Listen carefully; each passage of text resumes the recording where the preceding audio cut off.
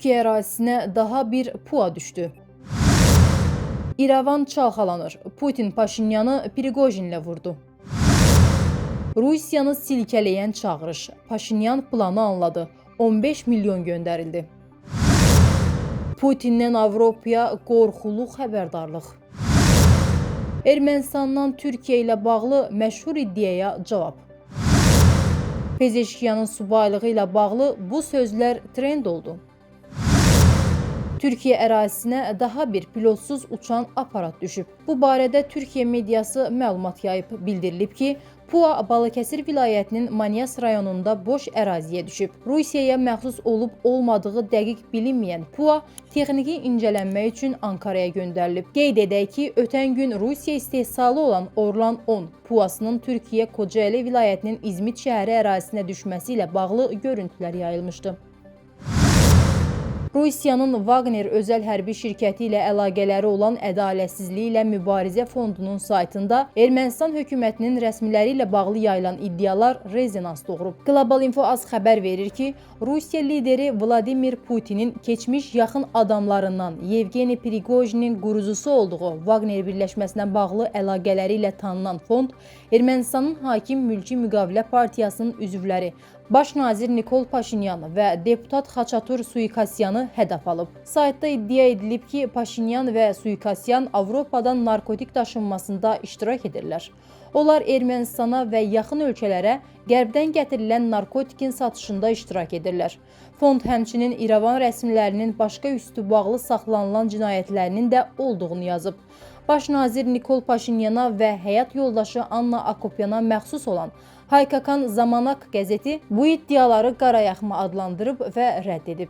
Ermənistan mətbuatı bunun birbaşa Rusiya prezidenti Vladimir Putinin tapşırığı ilə həyata keçirilən bir plan olduğunu yazır. Belə ki, sözügedən iddialar Ermənistanın 2026-cı ildə keçiriləcək parlament seçkilərində Moskvanın kənar müdaxiləsinin qarşısının alınması üçün Avropa İttifaqına rəsmi müraciətinə Kremlin cavabıdır. Rusiyanın 2026-cı ildə Ermənistanda keçiriləcək parlament seçkilərinə müdaxilə edəcəyi ilə bağlı iddialar güclənir. İrəvan hökumətinin bu məsələ ilə əlaqədar Avropa İttifaqından yardım istəməsi Moskvanın narazılığına səbəb olub. Avropa İttifaqının xarici siyasət və təhlükəsizlik məsələləri üzrə ali nümayəndəsi Kaja Kallas Ermənistana əlavə 15 milyon avro ayrılacağını bildirib. Qeyd olunub ki, vəsaitin bir hissəsi Rusiyadan qaynaqlanan dezinformasiyaya qarşı mübarizəyə yönəldiləcək. Ermənistan müxalifəti baş nazir Nikol Paşinyanı seçkilər ərəfəsində xarici qüvvələri siyasi prosesə cəlb etməkdə ittiham edir. Paşinyansa müxalifəti ölkədə sabitliyi pozmağa cəhd göstərməkdə günahlandırır. Rusiya tərəfi Avropa İttifaqının bu addımını açıq şəkildə tənqid edir. Ermənistanın Avropa İttifaqından seçkilərlə bağlı yardım istəməsi real təhlükəsizliyə ehtiyacıdır, yoxsa Paşinyanın siyasi taktikasının tərkib hissəsidir? Rusiya prosesdə təsir imkanlarını artırmaq üçün hansı konkret ssenarilərə əl ata bilər və bu regionda güc balansına necə təsir göstərər? Global Info'ya danışan politoloq Fərhad Məmmədov bildirib ki, Nikol Paşinyan artıq bu ilin ortalarından etibarən Rusiyada onun hakimiyyətdən uzaqlaşdırılmasına yönəlik iri miqyaslı planların hazırlandığını anlayır. Sözügedən proses Rusiyada, xüsusilə Gümrü şəhərində keçirilən seçkilərdən sonra yenidən alovlanıb. Bu istiqamətdə artıq konkret addımların atılmasına başlanılıb. Proses əsasən 3 istiqamətdə aparılır. Erməni Apostol kilsəsi, Qarabağ ermənilərinin səfərbərliyi və erməni əsilli oliqarxların prosesə cəlb edilməsi. Aydındır ki, bütün bu fəaliyyətlərə qarşı mübarizə təkcə demokratik üsullarla aparıla bilməz. Paşinyanın komandası Moldova seçkilərinin təcrübəsini diqqətlə öyrənib. İlk mərhələdə seçkilərə siyasi məzmun verilir. Yəni Avropa ilə Rusiya arasında gedən kəskin geosiyasi mübarizə fonunda seçkilər siyasi qarşıdurma müstəvisinə keçirilir. Əvvəllər keçmiş dövlət katibi Antony Blinkenin rəhbərlik etdiyi Amerika Birləşmiş Ştatları administrasiyası dövründə Washington bu proseslərdə daha fəal idi. Lakin prezident Donald Trump bu mübarizəyə qoşulmayıb. Hazırda əsas aktivlik Avropa İttifaqı tərəfindən nümayiş etdirilir. Paşinyan Avropanın dəstəyini alaraq müxalifətə qarşı daha sərt, antidemokratik addımlara əl atır. Ermənistanda baş verən kütləvi həbslərə Avropa faktiki olaraq göz yumur və eyni zamanda maliyyə dəstəyi göstərir.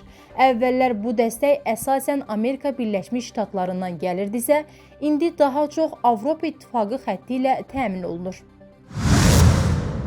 Rusiya prezidenti Vladimir Putin ilin yekunları ilə bağlı mətbuat konfransı zamanı dondurulmuş ölkə aktivlərindən Ukraynanın maliyyələşdirilməsi planları ilə bağlı Avropa Birliyinə qorxulu xəbərdarlıq edib. Bu barədə Daily Express-də yayımlanan məqalədə deyilir. Vladimir Putin Avropa Birliyi liderlərini sərt şəkildə tənqid edərkən, eyni zamanda ciddi nəticələr barədə qorxulu bir xəbərdarlıq edib, deyə bildirilib. Məqalədə qeyd olunur ki, Rusiya prezidenti Avropa liderlərinin Kiyevə Rusiya aktivlərindən kredit vermək planlarını kəskin şəkildə pisləyib. Müəlliflər həmçinin Putinin Avropa Birliyinin sözügedən təşəbbüsünü mahiyyətcə soyğunçuluq adlandırmasına da diqqət çəkiblər.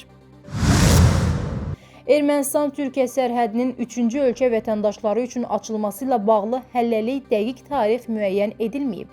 Bu barədə Ermənistan Xarici İşlər Nazirliyinin Sputnik Ermənistanın sorğusuna cavabında bildirilir.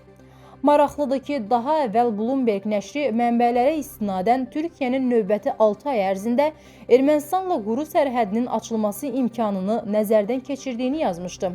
Eyni zamanda Türkiyə prezidenti Rəcəb Tayyib Ərdoğan Ankaranın 2026-cı ildə İrəvanla münasibətlərin normallaşdırılması prosesində simvolik addımlar atmağa hazır olduğunu açıqlamışdı. Sputnik Ermənistan Xarici İşlər Nazirliyindən həmçinin Ərdoğanın Ermənistana mümkün səfəri ilə bağlı hər hansı hazırlığın olub-olmadığını da soruşub.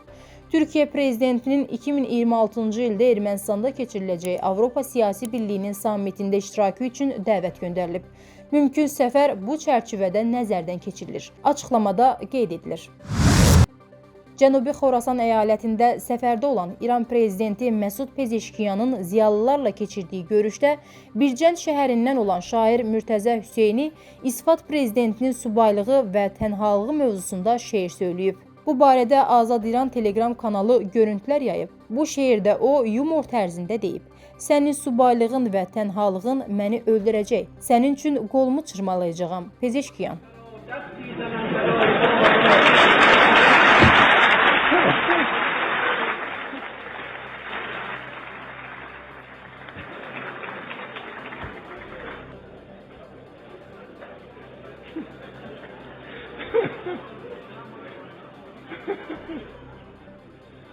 Bismillahirrahmanirrahim.